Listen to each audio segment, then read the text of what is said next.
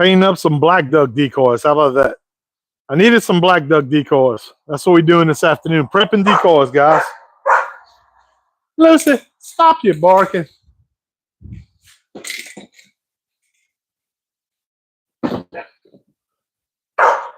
You stop that barking, girl.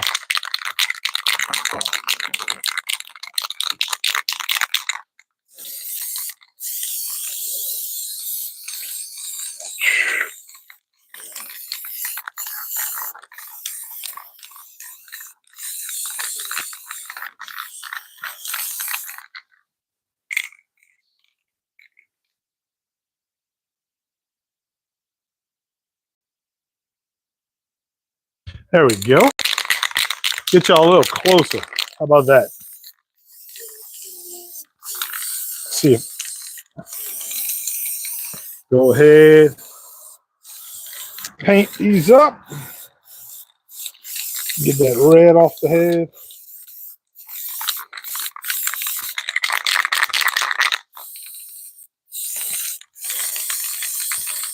Come around, get it on that side. I'm going to leave the beak though.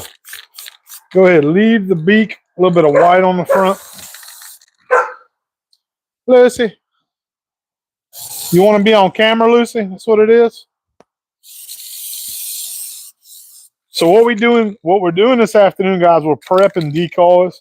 And just, these are some old decoys that I had in the shed, like many of you probably do. And instead of going buy new decoys, I needed some black duck decoys or some coot looking decoys, something where I could go ahead and just, you know, put it on there to blacken them up. I want to add some more coot decoys to my spread. So what's going on, guys? Good afternoon. Hope y'all doing okay.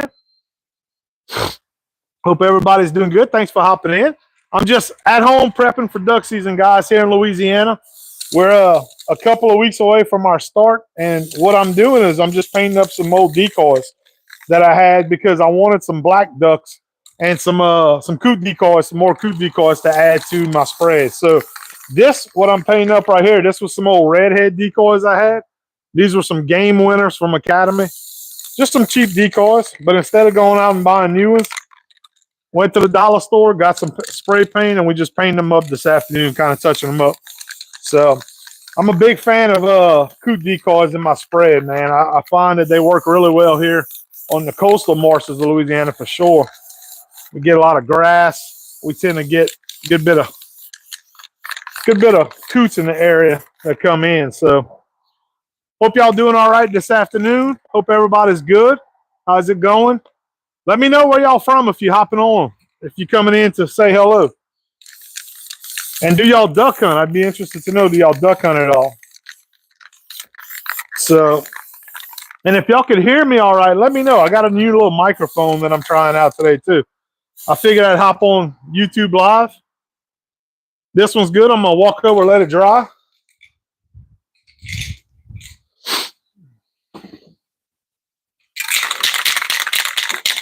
Go ahead, grab another one. One thing I like about these Academy decoys, for those of you guys who use Academy decoys, this was the new generation of decoy. I like these, how they flexible. So the first generation, they were like a hollow plastic, and they got real brittle after a season or two. I mean, it was cheap decoys, so you got what you paid for. But these, I find, are much better built right here, and they're still pretty cheap. I think you can pick up these even now for about 40 bucks or 45 bucks, something like that, from Academy. But one thing that you'll notice is these decoys haven't been used a ton, these redheads I'm doing, and the paint scheme is coming off of them. I don't know if you guys could see that. And that's just from being in the bag. So don't seem like they hold paint real good on them. So we're going to brush them up today. We're actually painting some black duck decoys. That's what we're doing if y'all weren't on whenever I started. And I just picked up some spray paint from the dollar store. We're going to go ahead and touch them up. This is a hen redhead right here that I'm painting. And what I'm going to do on this one, like on the hens, if you see they got a little bit of white on the tail on the bottom of them. So what I'm going to do on these is I'm just going to go ahead and leave that white on the back of them. Not that you're going to see it a ton, but maybe on a sunny day, you know, if that duck's sitting on the water, it might reflect and kind of show a little bit of that white and make it look a little bit more realistic on the backside. That's just my thinking on it. I could be completely wrong, but I'm going to go ahead and paint the rest of it black and leave the bill pretty much. It's also got a little bit of white on it. So I'm going to do that, and I'll show you how it turns out, guys, if y'all didn't see the ones I did already. But we'll see. I like you know, doing black decoys in my spread. We don't get a lot of black ducks here in Louisiana, really any at all, but it's still good because black ducks in your spread show up really well. And we hunt a lot of public land. You guys that subscribe to the channel and you follow us, you watch our content, you know that we hunt public land a lot. So it really kind of makes it stick out on public land, I find. These black decoys, like coot decoys, stuff like that. Because a lot of guys that are hunting public land don't hunt coot decoys and don't hunt black duck decoys. So I just, in my mind, I feel it makes it stand out a little bit more. And it's something that's so easy to do. You got old decoys like this, you could repurpose them, paint them up, and this is going to dry. It's a matte black, but look how just easy. Solid black makes it a lot easier, and you're good to go, you know? It really looks good. If you ever see a drone shot of your spread from above, black ducks show up extremely well. Extremely well. So, very easy to do. But that's what we're doing. We already kind of got all of our other decoys. I don't know if you guys can see them behind me, but hanging on my post, what I do is my boat backs into here during the season. And then I have all my decoys hanging on the post of my carport that you see here, my metal building. And I put all my types of different decoys on my post. So when I back my boat up during hunting season, whatever I decide to go to the next day or hunt, if I got a species like where I'm hunting gadwall, you know I'm going to an area that holds a lot of gadwall, then what I'll do is I'll have my boat backed in. I'll have my gadwall and Texas rigs. I'll go ahead, grab those, put them in the boat, take whatever other species of birds I want out of the boat. So I have it really organized. I find that makes a huge difference during waterfowl season, is trying to keep everything organized, man. That's the biggest thing that a lot of hunters struggle with, is staying organized during the season. But that's kind of my system. I have my boat, like I said, I pull it in, and then I go ahead, have all my decoys, you know, running on Texas rigs for the most part. Especially if we're hunting the coastal marshes of Louisiana, we have everything pretty much on Texas rigs because we have shallow water. We're only hunting, you know, just a couple of feet of water. And a lot of the areas we hunt are tidal, so it'll drop. It might come up a little bit, but more often than not, it drops the water, if anything. So Texas rigs are my favorite. I find it's the easiest to run, you know. So we open up here in Louisiana. We have two zones that the first zone is going to open up here in about 2 weeks. So we'll probably do a little bit of hunting for that one. And then the following weekend, we're going to go down to the western part of the state and hunt with the guys, some friends of ours down in Hackberry, Louisiana. So that one's done.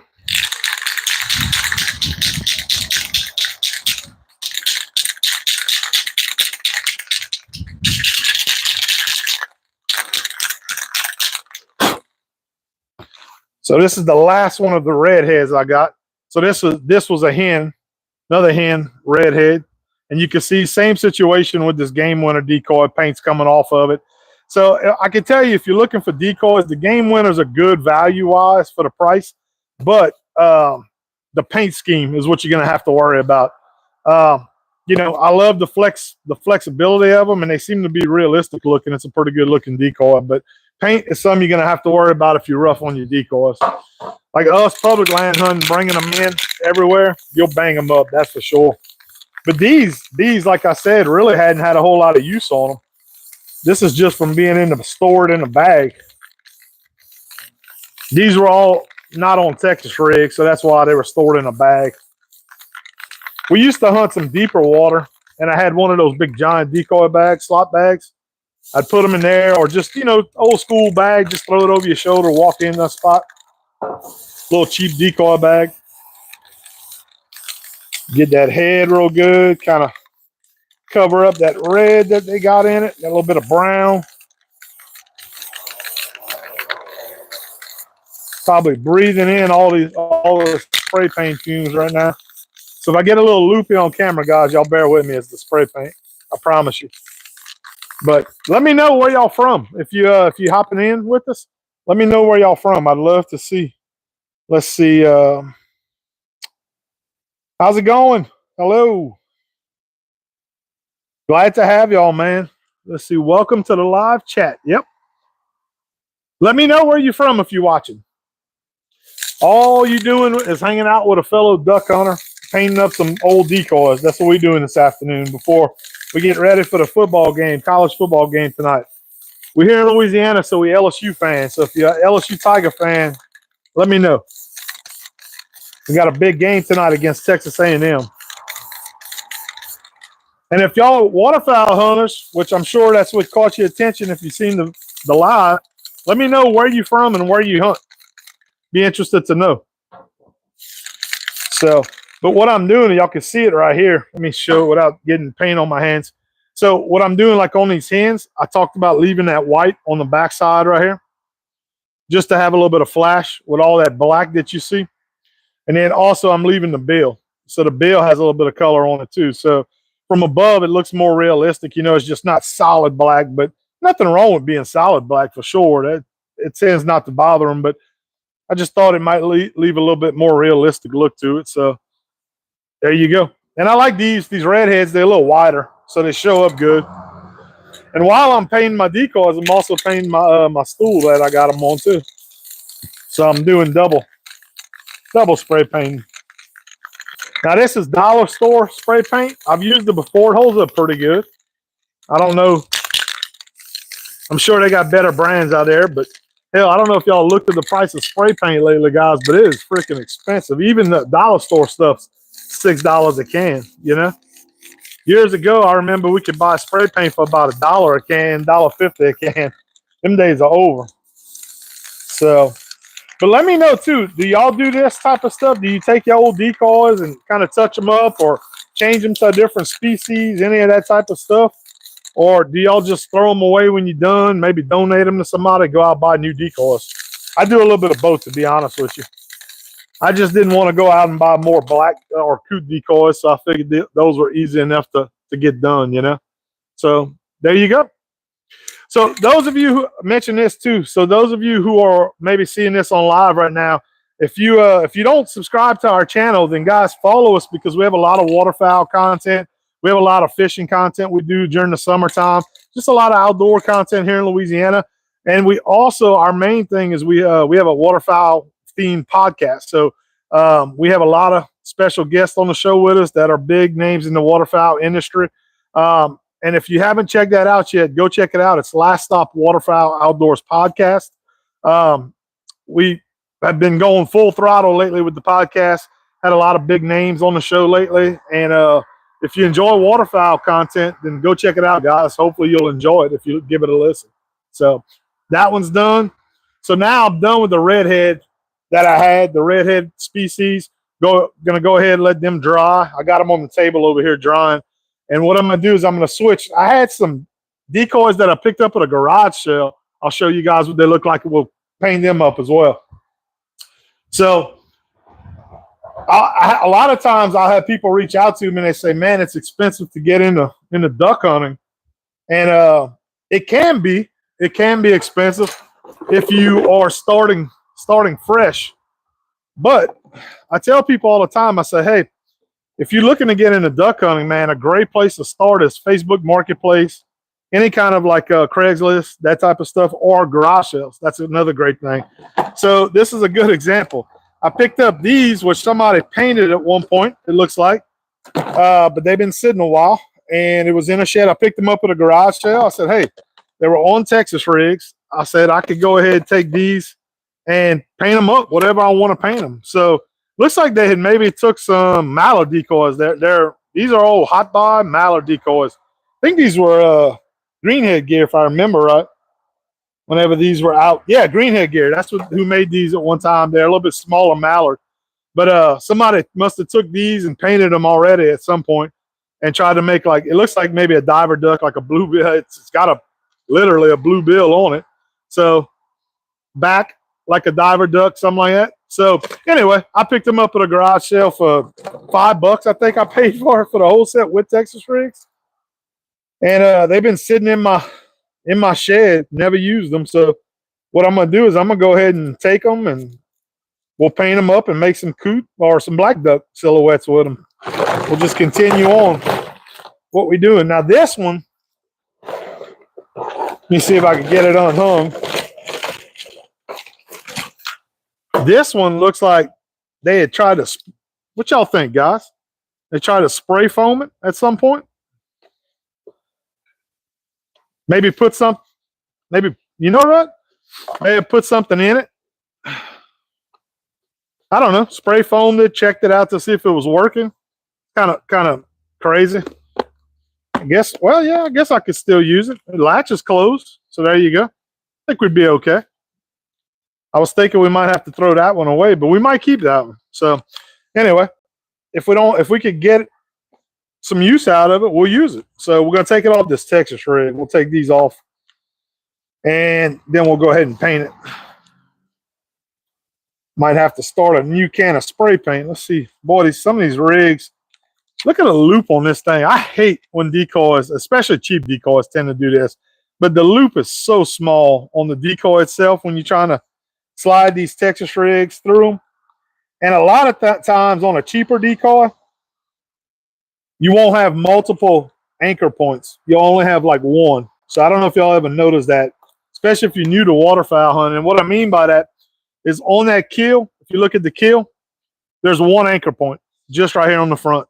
So on your more premium decoys, typically they'll give you maybe like one and then one in the middle possibly and then one on the end.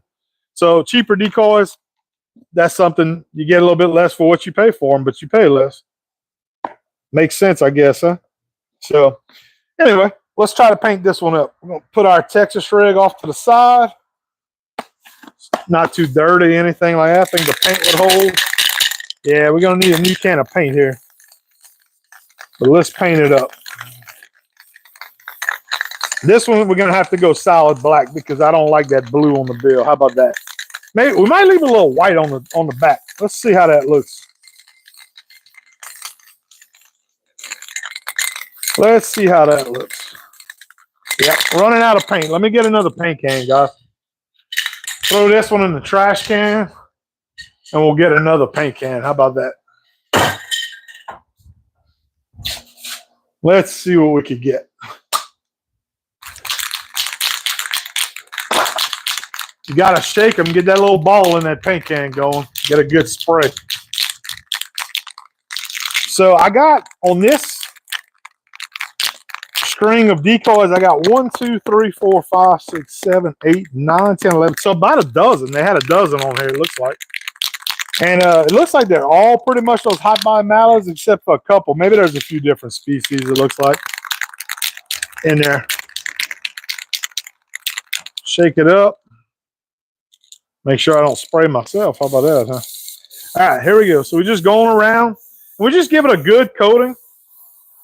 Very, very simple, man. This is something that if you're a beginning duck hunter, anybody could do this. Go get you an old set of decoys at a garage sale, even though they're not the, the particular species that you're looking for, and just go get you some spray paint like this. If I could tell a new duck hunter, hey, this is how you should get started with your decoys for cheap, I'd tell you go buy whatever you could find at a garage sale that's extremely cheap. Get you black spray paint and then go paint them black like I'm doing today. Because I promise you, you'll kill birds over them. The old timers, when I used to hunt my grandfather, I'm going to tell y'all a story about that. To take it to the next level, actually. Not only did I spray paint decoys for my grandfather when I was a kid, he would have me do that before duck season. But they did not buy actual decoys at all. What they would do was my grandfather would save all his 2-liter Coke bottles throughout the whole year, or milk jugs, like half-gallon milk jugs. He would do that. And then he would have me spray paint them as a kid. I'd go spend a day at his house, and we'd spray paint all the milk jugs and 2-liter Coke bottles. And then he would take fishing string. It was braided line, actually. It was when braid had he was using some kind of nylon, maybe. I don't know. At one time, we were using braided fishing line. I know that. And we would take some old pieces of lead that he had from his shop and use them as anchor weights. And we would use, y'all hear Lucy barking in the background. I'm sorry about that. That's my son's chocolate lab. So, but yeah, that stuff's sticky. But anyway, we would take that, and that would be our decoys. We'd hunt over milk jugs and 2-liter. I think a lizard fell in her water bottle, in her water pan. She's barking at. But we would hunt. That's what they would hunt over. They would hunt over 2-liter Coke bottles and milk jugs. And I can't tell you how many ducks we killed over that. So pretty crazy to think that, but that's just a perfect example of you don't need big expensive decoys or big decoy spread that's expensive to kill ducks. You just don't. Alex, hello. What's going on? Homestead, Edmund Homestead. What's happening, man? Hello. Thank y'all for joining me on the live. I'm getting decoys ready for duck season here in Louisiana coming up in a few weeks. So, and what I'm doing is my main decoys are all done for the most part. I'm just painting me some coot or black duck decoys just to mix into our spread. So with some old decoys. So I pretty much need gloves now with these, it looks like, to grab this, but I'll try to grab it here.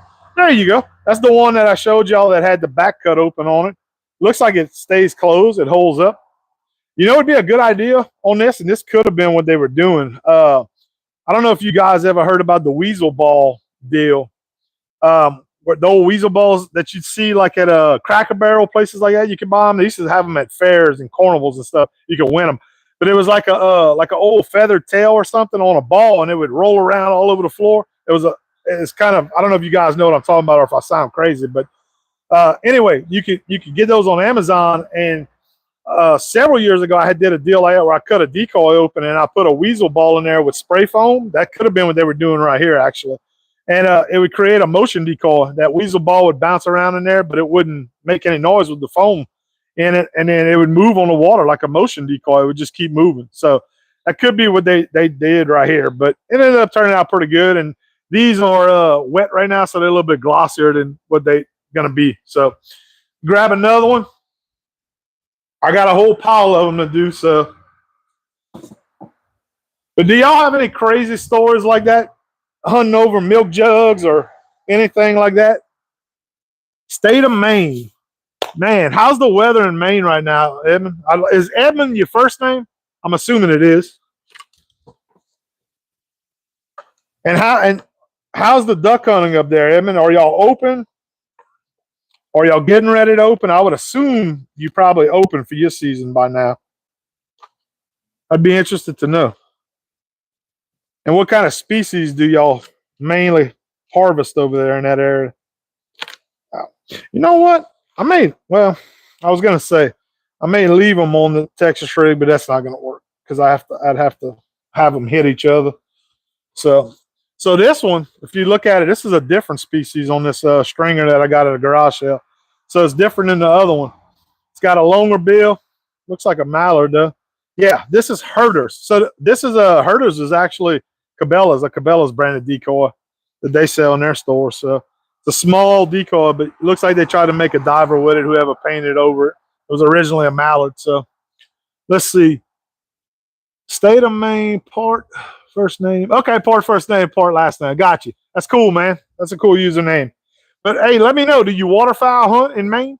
Sea ducks, black ducks. Okay, well, black ducks, man, that's kind of what I'm painting up today. So what we using them for, Edmund, is we don't get a lot of black ducks. I don't know if you heard me talk about that. We don't get a lot of black ducks in Louisiana, especially down here in southeast Louisiana where I'm at. I'm kind of on the coastal portion of Louisiana. So, but we get a lot of coots. We get a lot of, coots that come into these shallow water ponds, eat up all this grass and vegetation, snails, all that type of stuff. They love the grass in these shallow marsh ponds down here. So I love hunting coot decoys in my spread. And what I'll do typically is I may have like whatever, my normal spread is out in front of us on the blind. And then the coots, if you pay attention to them, they get tight to the shoreline where all that grass is because it's shallow, and they tend to go along those shorelines. So I'll throw a bunch of these out along the shore from the blind from me. And man, you talk about, I've seen ducks that I've called from far off that we get to lock up on a spread, and when they come in, they'll make a pass and they'll literally land next to the coot decoys. That's where they want to be at. When they see coots, they know there's feed. And I think it's also a security thing. They feel confident because there's a lot of them typically. So the more coot decoys I could have available, the better off we are sometimes. So sea ducks, man, that's something that's interesting. I've never been able to hunt sea ducks. I'd love to be able to do it. Don't know a whole lot about it other than what I've seen on YouTube, and I watch guys on social media like Pit Boss Waterfowl. I don't know if you know him at all, but yeah, he does some pretty cool sea duck guiding and some videos, and he has a good podcast too. I grew up in Florida. Many coots there. Yeah, so if you grew up in Florida, you know exactly what I'm talking about. Yeah, the guy, you said you know him, the guy over at Pit Boss, I forget his name, but man, I like his stuff. He does a good job. I also host a podcast as well. It's called Last Stop Waterfowl Outdoors Podcast. And a bunch of us in the podcast community know each other, or at least have an idea of who each other are. I don't know him personally, but I do like his content. So he's a cool guy. And he's very, what I like about him is he's very captivating, I guess you could say. He's out there, he's loud, and people tell me I'm loud too. So, but yeah, he's captivating, man. He gains your attention for sure when you talk to, or when you hear him talk. So, but yeah, that's what I'm doing, is just painting up some black decoys to look like black ducks or coots or whatever you want to call it. That's what I'm doing here this afternoon with some old decoys. And I was telling them, if you hadn't heard, I picked this group of ones I'm doing right now up at a garage sale. I think I got them for $5 on Texas Rig, so I got a good deal on them. And I'm just painting them up black. Pretty simple.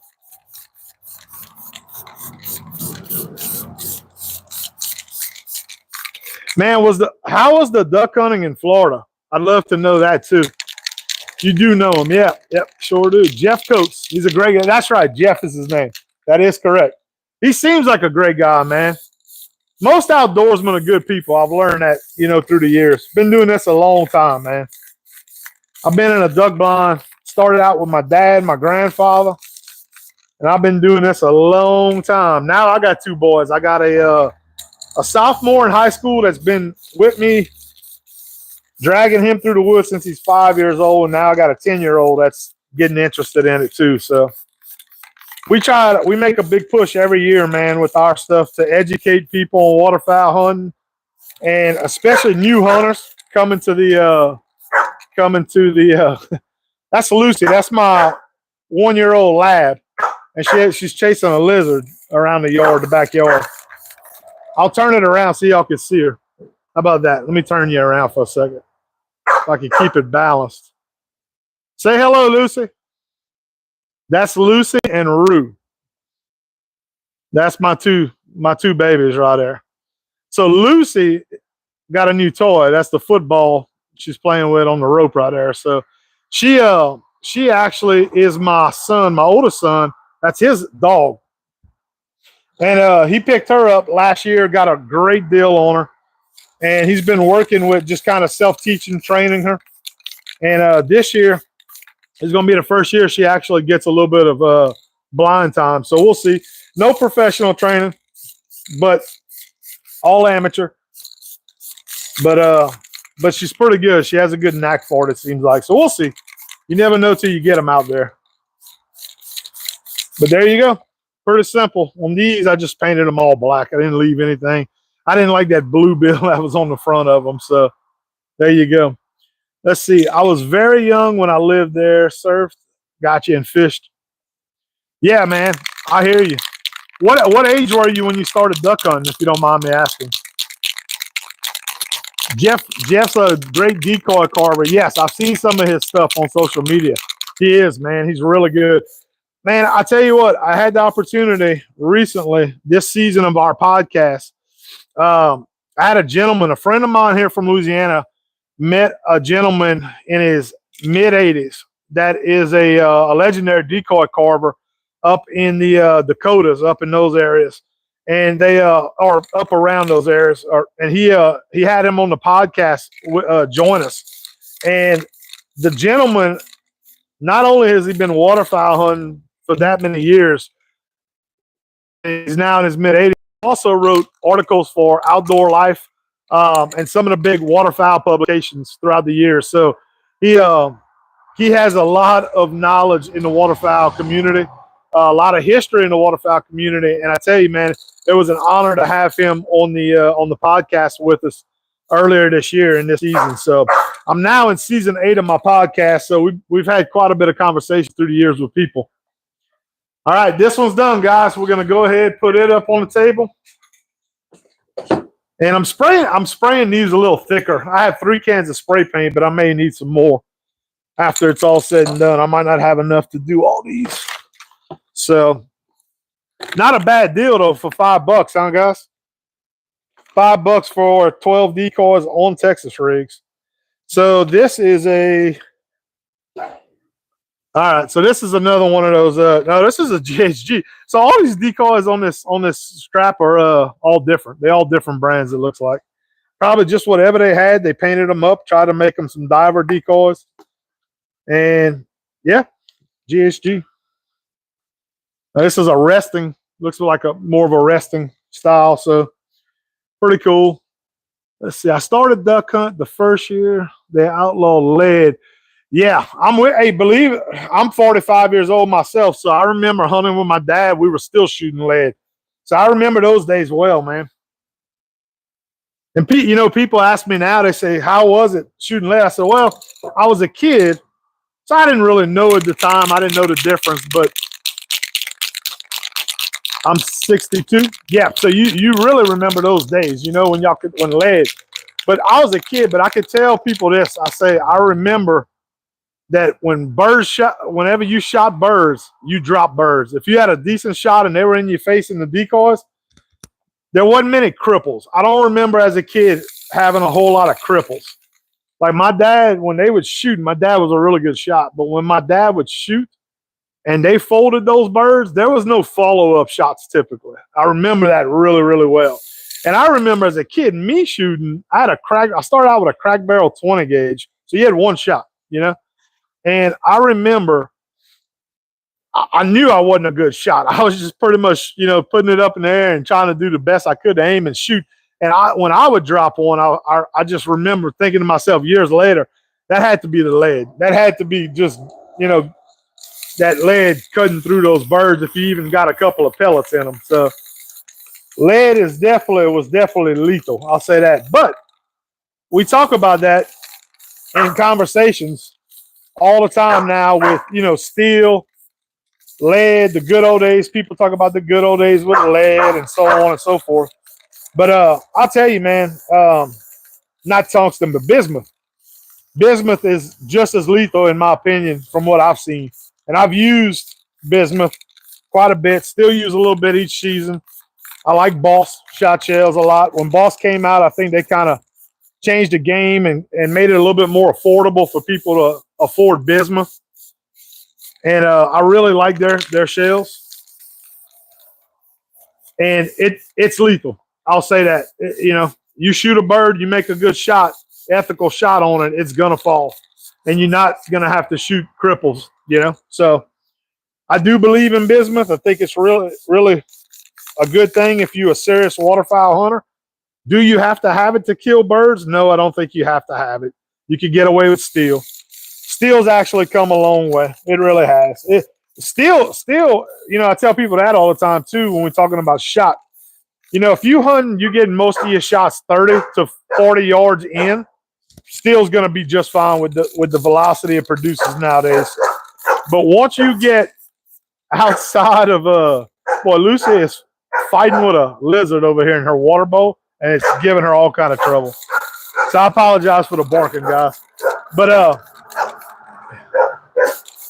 getting back to my point, if you hunt and you're getting shots 30 to 40 yards with steel, it's going to do the job.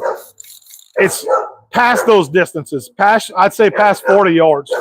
That's where you start losing that punch, to it. And that's where bismuth comes into play. So, like, a good example is down here in Louisiana in the coastal marshes. We'll take shots that are, maybe 50 yards or so. And when it's a situation like that, then I think bismuth comes into play for me in that situation. I've had to shoot further shots, on some of those days where you can't get them over the decoys in the spread. Let me see what's going on there. Hold on one second, y'all. Lucy. Hey, that's enough, girl. You can't get the lizard. Rue, leave her alone. Rue, leave her alone. That's an example of big sister getting defensive right there. She knows dad's kind of fussing at her. So it ain't going to stop her, though. But anyway, I do think in those situations, that's where you see bismuth come into play big time, But steel has come a long way, and it'll do the trick for most people, and it's affordable, I say that, although the price of it's going up so much, it's ridiculous. Especially pandemic, pandemic, everything went up. But I noticed this year when you go into the stores, the retail stores, at least in our area, there's tons of steel shot on the shelves this year. And I don't know if it's just because they're producing more or, things are tighter for most Americans now and they haven't been buying as much this year. I don't know what the situation is there, but it seems to be pretty loaded up on the shelves this season, not having to worry. Maybe, man, and then again, maybe that's just because the season hadn't started yet. So once it gets going, it always gets a little harder to get it in the stores if you need it. It seems like sometimes. God, this hole here, this is gonna be tough to get this one. I don't know if y'all can see that little tiny hole. It's like a half of a hole, and they stuck that. They got it in there because the way the rig is. I don't know about getting it out of here though. This is gonna be a tough one. Oh, I got it. It went through. All right. Seems to be a pretty decent Texas rig, probably like a Academy brand or something cheap. These two are playing now. Now they're wrestling over here. I swear, it's two kids. It's like two kids. So, but are y'all looking forward in Maine? Let me ask you that in Maine. Let's get back to that. Are y'all open in Maine right now? I'm assuming you are. And if you are, how's the season going? Are you seeing ducks this year?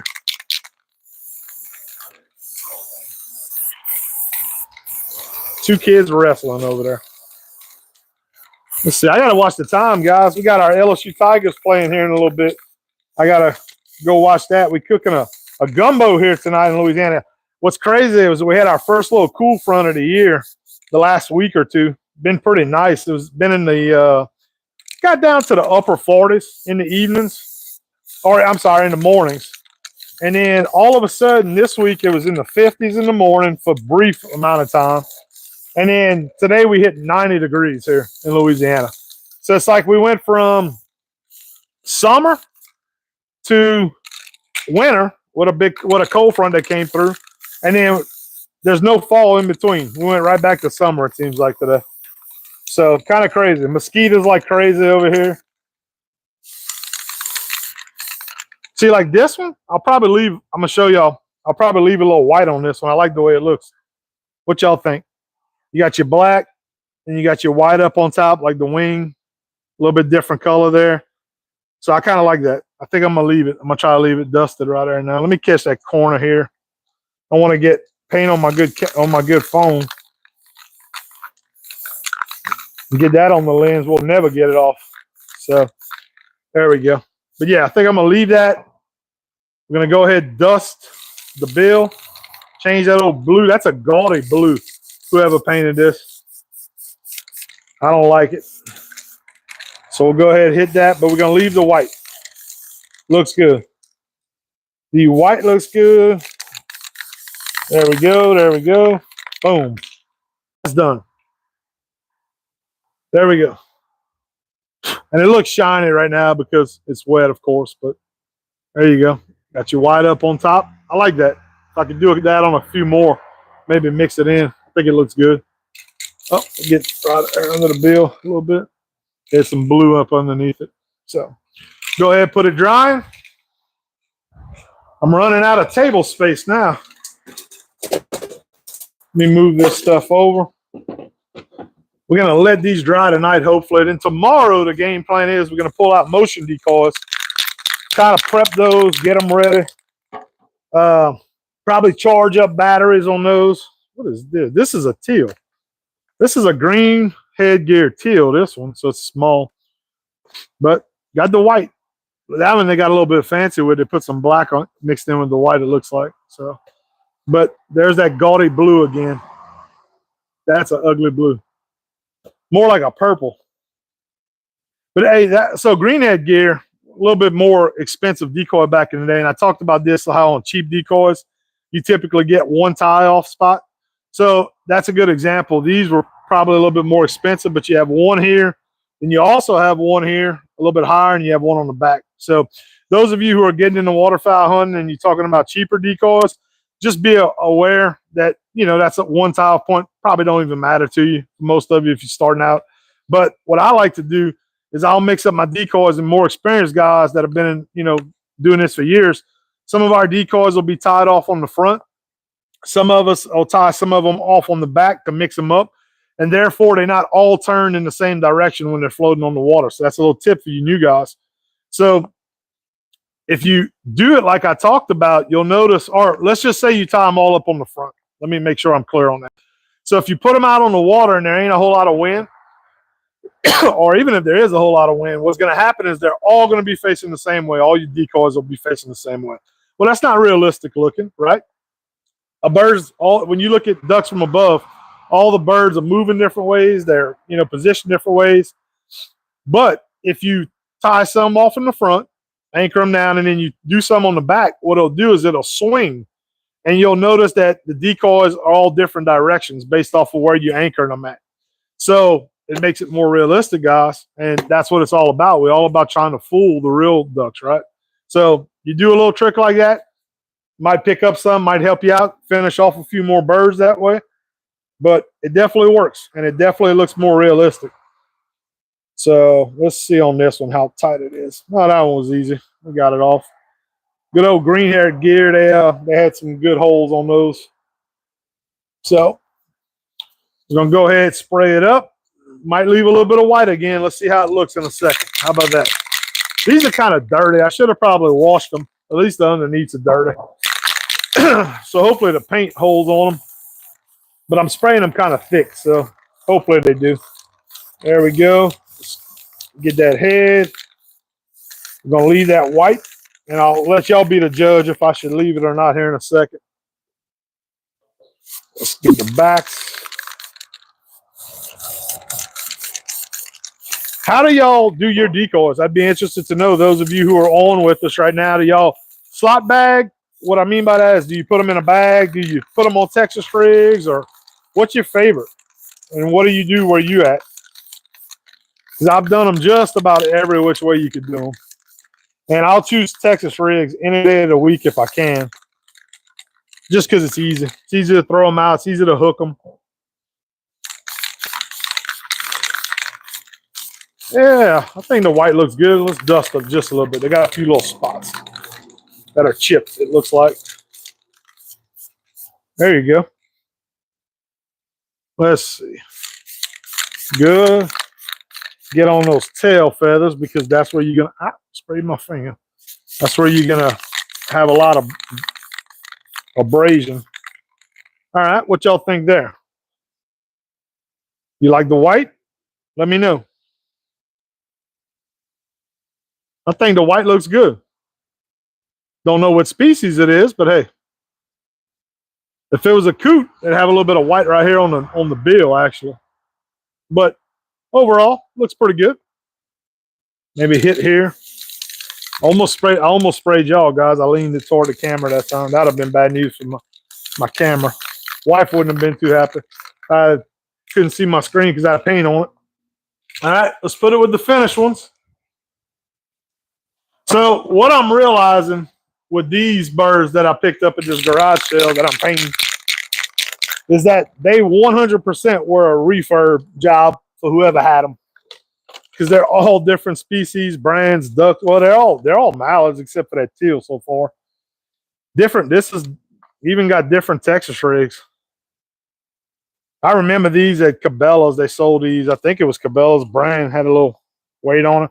But this always bothered me, and I don't know if I'm gonna keep this on there, because this would stick up out the water, which isn't realistic looking. We're talking about being realistic. That's not realistic looking, right?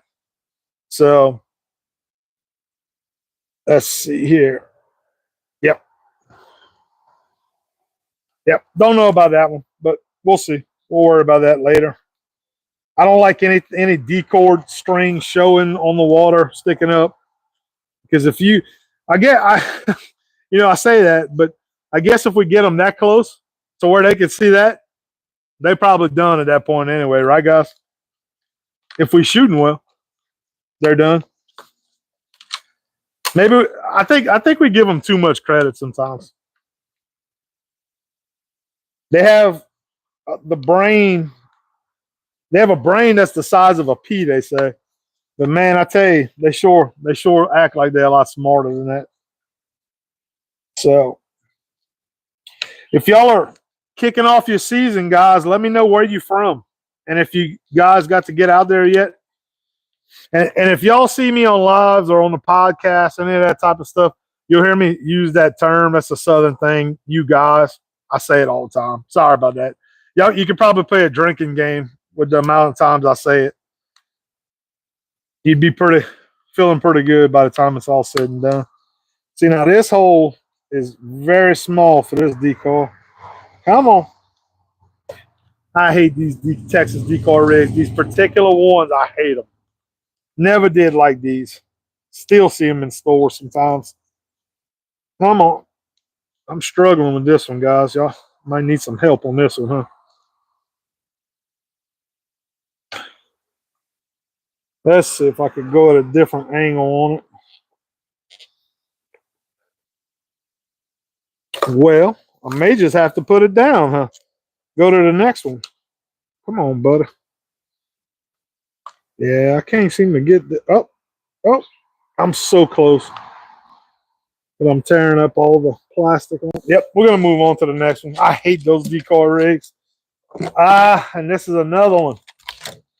Let's see what this one is. Let's do this one. Now, this is another decoy. This don't even have a weighted kill. This is, I guess, a light motion decoy here. Remember the old decoys like this?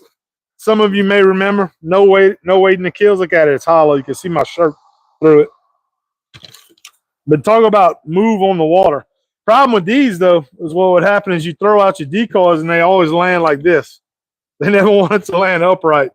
So you had to go pick them up. And back in the day, before I had a boat, I had to paddle out to them and go fix them. That gets aggravating when you're trying to hunt public land. But look how big the hole is on the kill. You could put a giant string through that one. Big old holes. 2 anchor points on that one. What brand is this? See if I can see. Made in the USA, which is different than a lot of them nowadays. Flambeau. Hunted over a lot of flambeaus. Still got flambeaus. I hit a flash sale at Walmart. When was that? 2 years ago? 2 seasons ago, right after the season closed, or it was toward the end of the season, actually. Me and my son went to Walmart for something in the sporting goods section. They had 2 pallets of bulk stack flambeau decoys that they had received late. And they were running them. It was you could buy a dozen of them. They're classic mallards, it was called. And they were running them for like $10 a dozen. So you could have bet your butt I bought a bunch of them. So I'm running a lot of flambeaus right now, but flambeau gets a lot of heat from people, especially the duck snobs. I'll call them duck snobs. And they'll say, oh, I'll never hunt over a flambeau decoy. It's cheap junk. Let me tell you something. It's really not. That's another good tip for a beginner. If you're looking for a brand to go out and buy that's affordable, that looks pretty good, holds up, paint job's pretty good, Flambeau's a good option, I promise you. Don't listen to what all them guys will tell you. You'll kill plenty of ducks over a Flambeau decoy. But this is a Flambeau, and I remember Flambeau used to do these non-weighted kills. That was an option you could get with them. They were cheaper. So, and they move great. They move great on a windy day. Get a lot of motion out of them. So we'll go ahead and touch this one up. We'll see if we can leave the white on this one, guys. What y'all think? I'm kind of digging the white on the back wings. Leaving that. Yeah, let's go ahead and touch it up. Get all these chips or this paint chip. Notice how these decoys do look pretty old. I'll say that. So I don't know when they got refurb, but look like they held up pretty decent, you know? I mean, yeah, they're chipped, but Lord, they got to be pretty old. You know, they look like they've been done for a while. So, but what I'm doing, if you're just tuning in, guys, this is some decoys I picked up at a garage sale years ago. Been having in my shed, and I needed some more black duck or coot decoys. So I'm just spraying up refurbing some decoys to look like coots or black ducks to hunt here in Louisiana. So, yeah, it's got kind of chipped on the top. We might not be able to leave as much white on the top. We'll dust the top a little bit, leave a little bit of that white showing. I don't know. Might be a little too chipped on the paint on top. We'll hit that head. How about a half black bill and a half blue with that gaudy blue? How about that? No, ain't gonna work. Not for me, it won't. Not for me, it won't. Once again, though, they get that close, they probably done. If they're close enough to see that ugly blue bill. I just don't want nothing reflecting with the sun. Yeah, this one I couldn't leave as much white. They have a lot of chip paint up on top. I don't want to leave that. So, basic black, back to black. 6 o'clock. 6 p.m. Central Standard Time here. I left a little bit. Not a lot, though. I had to touch it up a little bit. But boy, this decoy is so light compared to the other ones that I've been doing. When you have non-weighted kills, it's amazing how much these things could probably move on the water. Makes you kind of think, man, maybe I should go to some non-weighted kills, huh? Create a lot of motion in your spread. What's your guys' thoughts on motion decoys? I know that's a hot topic for a lot of people. I've had that discussion with a lot of people. We've talked about that on the podcast numerous times. Some guys are for it, some guys are against it. Me personally, I think there's a time to use them and a time not to use them. I think they're effective sometimes, and I think they're not effective other times. All right, we got a GHG hot buy. So we got another hot buy mallet. Looks like all the hot buy mallets got the same resting style to them, look to them. This is a heavy duty Texas rig right here. This one's got a big thick wire. They are giving me hell. They almost made to get through these little cheap decoys, but tough as hell to get out. Yeah, this one's pretty small hole as well.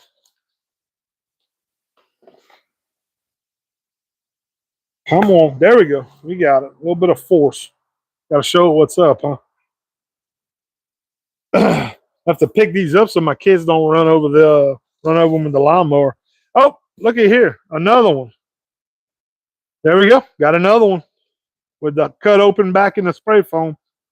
So I'm thinking that's exactly what some kind of motion inside was put in here, like something that moves or vibrates. And they were probably trying to create like a motion decoy. I'm assuming that's what this was. It's a good decoy to do it. It's actually weighted, balanced real well. It's kind of wide. You see the shape of it? Probably be good. Weasel ball, guys. You can make you a motion decoy. Get you a weasel ball, be good to go. But I can still use it as long as I don't get water. Well, even if I get water in there, it's got foam in it. So just close it up. Looks fine. They put the white a little bit more toward the rear on this one. All right, running low on this can. But hey, 3 cans of spray paint, you're looking at $15 at the dollar store. And you get a new set of decoys. Lucy agrees, or Rue agrees. Rue's chasing birds now. My little terrier Ruth, she's a bird chaser in the afternoon. We get birds that fly into this little section I'm at because we got some trees right here, and they like to get up in my my rooftop in the evenings, and they tease my little dog Ruth. They come right up to her like as close to where she can't get them. They love to mess with her. Ah! I touched the wrong side. I'm gonna have to wash tonight and get some paint thinner, I guess, to get it off of my hands. A little bit of turpentine. All right, let's touch it up, see if we can leave a little white.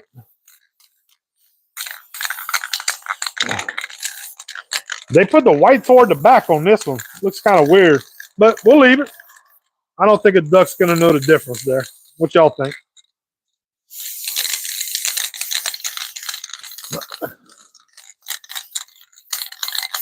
Are y'all, if y'all are open for your season, are y'all heading out for a hunt in the morning? I'd be curious to know if y'all hunt in the morning. What's the, hey, if you, Edmund, if you still on, what's the weather like in Maine right now? What's the temps over there? I have some good reports, especially like we're in the Mississippi Flyway here in Louisiana. And I have a friend of mine, I have two friends that actually just took 2 trips. One went up to Canada, and he drove from Louisiana up to Canada. So he went through the Dakotas. And he told me he saw quite a bit of ducks, especially still up in the northern sections of the Flyway. Y'all bear with me. Let me get another can. But he told me that he was kind of worried when he went up to Canada because he said, I didn't really see a duck or a concentration of ducks. Let me say that until I hit almost into Canada. So he said, when I got to Canada, he said it was loaded, and he stayed for a week, and they had phenomenal hunts in Canada. But when he was coming back, he said he saw more birds on the way back down to Louisiana from Canada. So it looks like the migration, they had some birds that were migrating. And then this past week, or this week that we're coming out of, I had some friends of mine that hunted. They went up to the Dakotas and hunted. And he told me, he said it was warm the first couple of days they were there, and the birds wasn't as thick. He said, but they got some fronts. And he said with those fronts, it picked up big time, and they had some really good hunts before they got to leave the Dakotas. A lot of widgeon. He told me, he sent me pictures, said they killed a lot of widgeon. So he said it looked like a lot of birds were kind of making their way down right now, which makes sense, you know, makes sense. And we're in the Mississippi Flyway. That's what I'm talking about for the most part, what they experienced. But my buddy who went to Canada, he got to see the potholes and all, you know, the prairie potholes, all that area. He said it was unbelievable how good a shape they were in. You know, it looked like they all had water on them. So that was good to hear. So that's good, man. That's where those of you who support DU, support, you know, Delta Waterfowl, I know that's a hot topic for a lot of people too. But that's where your money, a lot of it goes, man, those areas, you know. So that definitely helps. The one thing, and I just did a video on this recently, I said, you know, people that don't support the organizations, hey, that's totally fine in my opinion. You have the right to do that if you don't, you know, for whatever reason. But there are a lot of misconceptions on what they do. People don't trust big, you know, companies nowadays, and there's a good reason for it. But what people often with these organizations, what they kind of get misunderstood is that these organizations aren't really designed for you to kill more ducks. They're designed to make sure there's ducks for the future, you know, more ducks for the future. And in turn, the way I see that is, okay, well, if there's more ducks in the future, you know, for us, and there's bigger numbers of them, then guess what? Us as waterfowl hunters should kill more ducks, right? That would be the correlation, and if you just do the simple math of it. So me personally, I support the organizations because I think that for my sons to be able to have birds later down the road, then it's worth supporting them, you know, because they're trying to produce more ducks. So just my take on it, but everybody has a different opinion on that, and that's perfectly fine, you know. So some people have horror stories with experiences they've had. So Hey, it goes both ways, and I understand that. That was the easiest Texas rig I got off. Now this is a different Texas rig. This one's short, a little short one there. So we got another herders. There we go. We got 1, 2, 3, 4 left. So I'll probably wrap it up here pretty quickly, guys, because it's 6:10. We'll stay on another couple of minutes. If y'all haven't subscribed to the channel, guys, and you're coming across us for the first time, click subscribe. We'd appreciate it. I'd appreciate it greatly. We do a lot of content for waterfowl hunting. We're trying to do a lot of educational stuff too. And then we do, if you're curious about Louisiana, you're not from Louisiana, and you want to know what it's like down here in outdoors, everybody seems to be kind of caught by Louisiana for the culture, the food, the people, and then the sportsman's paradise is what it's termed. So you can do anything you want down here: redfish, bass fish, duck hunt, alligator hunt, any of that type of stuff. We do a little bit of all that. We are a waterfowl specific, or geared channel, but we do a lot of other stuff too, and we're going to continue to expand with my son's being more involved now too. So let's go ahead. Got a lot of white on this one. We'll go ahead and paint it up. We should be able to leave some white on this one, I'm thinking. So let's see. Let's do it this way. Go ahead and get them bottom edges. Yeah, this one should look good. It don't look like the paint's chipped up too much on this one. Get that old ugly blue bill off of it, or that purplish blue bill, whatever color that was that they painted it with. Go ahead, touch it up, kind of close up. What if we, how about that? Do a little black down the middle. That looks like wings. I like that. Should have did that on a few other ones. I think it looks really good. I'll let y'all see it up close, see what you think. I done repainted my chair now. My stool, it's got repainted in the process of painting new decoys. So, all right. I like it. Touch up the edges. Let's do that. Right at the bottom, a high abrasion part. Get that gaudy blue bill underneath, even though it's not going to make a difference, I'm sure. Just to help with chipping later down the road. All right, edges. Touch up the tail. Yeah, what y'all think here? I should have done that on a few others. I still can. Look at that. I kind of split the back. Got a black stripe down the middle. Kind of makes it look like two different sets of wings on it. I think I'm going to leave it. I'm going to try that. I like the way it looks. From above, you got your black. You'll see plenty of black there. And then you got a little, as they get closer, you got a little bit of white. Make it look a little more realistic. So I like that. We're going to roll with that one. All right. So we got so far, let me move this out the way. So far, and I'll show y'all after we're done. 1, 2, 3, 4, 5, 6, 7, 8, 9, 10, 11, 12, 13. We've done 13 of them to go along with the other coots that I got right here, which I'll turn and show y'all the ones I had already. Can y'all see them right there on the pole? So these right here are actual coot decoys that I got. So I'm painting these today so we can add them to this to give us more. This is what we're doing without having to go out and buy coot decoys. So I think it'll work just fine. What y'all guys think about it? And get you back on target there. There you go. Y'all back with me on the painting stool. How about that? Oh, there's one of those damn Texas rigs again I don't like. We're going to hold off on that. We'll come back and fight those on another day. How about that? We'll mess with them tomorrow. I'm about to go get a few cold ones and eat some gumbo here in Louisiana tonight on a 90-degree day. How about that for gumbo? Good conditions for gumbo. It's always good conditions for gumbo. You don't get this figure, guys, without eating gumbo and eating good Louisiana food. So this decoy, I don't know what this is. This is an old decoy. I can tell you that. Y'all know this one from, if you could tell from the camera. Tell me what it is. There's no markings on it. It looks like it's cheap. It's durable. It's kind of flexible. Got a good keel.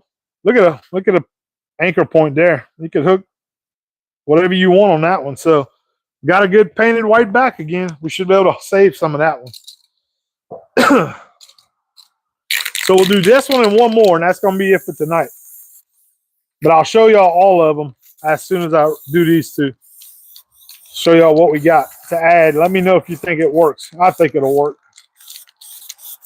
Let's do this. Paint it up. Paint it up. What y'all think?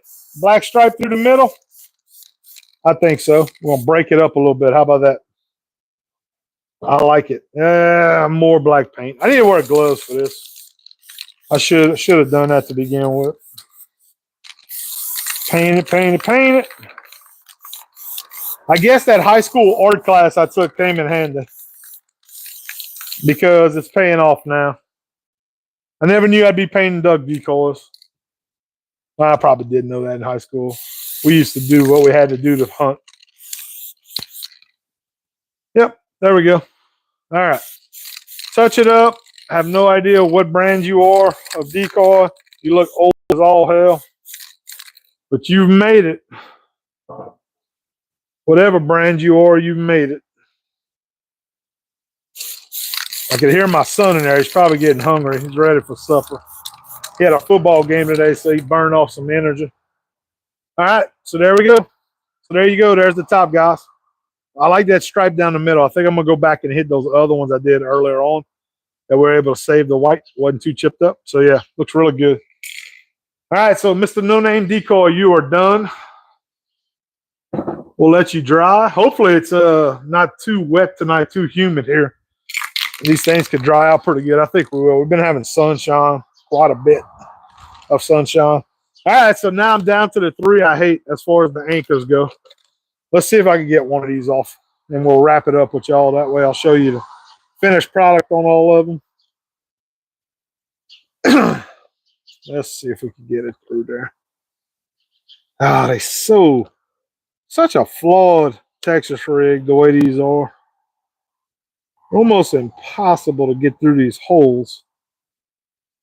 You could get them in. I could see where they were able to get them in because of the way they designed. But coming back out is the issue. Almost need needle nose pliers for these to pull them through there. Yeah, see, I'm going to break the... He's so messed up. Same situation as the other ones. The problem, I'll show y'all the problem right here. See this little loop right here? This little thing? Y'all could see it real well. That. It's almost too wide. I can see where you could force it through the hole when you're trying to rig them, but pulling it back out is the issue. You almost have to close this up a little bit. I'd have to get some needle nose. Just a little bit. The reason they do that is because this has to hook. You got to push it back and hook the wire underneath there to where it hooks into there. So they got to have enough space. But therefore, it's easier to get it in and rig the decoy. So unrig it, that's the problem. So when you're trying to pull it out, and I'm sure there's a better way, but I always knew this was the issue with these. People always complained about. Well, I'll tell you what, I'm not going to worry about it. I'll kind of squeeze it with some needle nose tomorrow when I come back and look at them. So what I'm going to do is I'm going to show y'all what the ones we did tonight. And you guys came on. Look at my hands now. I had no paint on my hands till just a while ago. Now I'm full of paint on them. So I'll show y'all what they look like. Let me see if I can turn this around. How about that? Let's turn this around. That's good. There we go. So there you go, guys. That's the ones that we did still. There's these were redhead species. I tend to put them in my spread a lot. So we got all of those there. So we got, let's count them. We got 1, 2, 3, 4, 5, 6, 7, 8, 9, 10, 11, 12, 13, 14. And then we got the 3 Devil Texas rig decoys still on the ground. So yeah, I think that's going to work well. We'll have them go with these. I might even touch up these. These are getting a little faded now. So this is what we're going to put them with. And this is going to be great for us to be able to mix in with all of our other ducks. So we kill a lot of can't spit it out. We kill a lot of gadwall here in Louisiana. So I got gadwall mixed in a little bit of teal. But I was telling you earlier, if y'all weren't tuned in, what I do is I pull my boat here. My boat is having a couple of things added to it right now, like a grab bar and some other stuff. But I got my little setup where I back my boat up into here. And then I put all my decoy rigs, according to whatever species or whatever setups I want, I hang them. I just put me some self-tapping screws on these poles, and I hang them just like this. So when I back in during the season, I got all my stuff organized, all my decoys ready to go. And I just pull up under here, and I take out whatever decoys I need to take out my boat. If I need to put a different species in for the next day, I do that. And then, man, it's organized. It's a great system for me, So I got way more decoys. I got a little shed in the back that I got more decoys. Got the kayaks ready to go. If we got to paddle in, we got the kayaks ready to go. This is a big one right here that I picked up this year on Marketplace. So I don't know if I'm going to be dragging this one in so much. We got 2 pirogues at our camp, which is in the Chaffalaya Basin here in Louisiana. And then that's my son's little hunting kayak. So usually he'll go out, we'll take this one, put it in the boat with us, and he'll paddle out, pick up the birds when we, knock them down. Or sometimes we do paddle in a certain spot. So it just depends on the situation there. But there's Lucy and Rue. They kind of quieted down a little bit. They wore each other out, I think. So let's go see if y'all want to see what Lucy looks like. Lucy's a 1-year-old lab. This is Rue. Say hi, Rue. This is my baby right here. She's been with me. She's my little squirrel dog. Say hey, Rue. Say yeah. Say hello to everybody. Yes, she's a great little squirrel dog. Awesome little squirrel dog. And this is our big girl. And she Rue, be nice. And this is Lucy. Rue, you trying to get all the camera attention? It's okay. Hey, Luce, tell everybody hello. This is our 1-year lab. She's going to knock down my little dog fence. There you go. That's okay. She's worried that Rue gets her right now. Rue, get down. But anyway, Rue's protective of Daddy. She thinks that Lucy tries to hurt me. So she wants the attention. But yeah, Lucy is 1 year old, chocolate lab, born right here in Louisiana. This is my oldest son's lab, siblings. So, but let me turn this back around. But she's really a great dog. I think she has a lot of potential, man, to be a good dog. Jackson's been working with her quite a bit, and she's been really good. So let me put this back in here. Well, guys, I think that's it for tonight. I appreciate you guys that have been watching, tuning along. Yeah, see, they want to get back on camera now. But anyway, I appreciate you guys joining the live tonight with me. If you enjoyed it, give us a thumbs up. We'd appreciate it. And if you haven't subscribed to the channel, go ahead and do so. Lots of great waterfowl hunting content and a lot more stuff educational for you to be able to learn a little bit of stuff if you're new to waterfowl hunting and much more. A lot of other adventures that we take here in Louisiana, especially during the summertime. We go down, we're going to do some fishing, add a lot more fishing to the channel as well. And like I mentioned, if you missed it earlier, we also have a podcast, a waterfowl hunting podcast that has been around for quite a while now. We're in season 8. Check it out. It's Last Stop Waterfowl Outdoors Podcast. You can check it out right here on our YouTube channel in the live section. We do a live podcast with guests on. We'll have that in there. And then also, if you want to stream it on audio versions, go look us up, Last Stop Waterfowl Outdoors Podcast, Apple Podcasts, Amazon Music, iHeartRadio, Spotify, all the major platforms. We were actually this year very, very proud, and I want to say this because we have a very loyal following, but we were actually nominated as one of the top waterfowl podcasts in the United States according to the amount of streams that come through. So very honored for that and very thankful to everybody who streams us on our podcast. Well, guys, that's all I got from Louisiana tonight, South Louisiana. We're going to go watch LSU football. We're going to eat a little bit of gumbo tonight. Y'all take care, and we'll do it again soon. Hopefully, we'll see y'all soon again on our channel right here live, guys. Y'all take care. Have a good evening.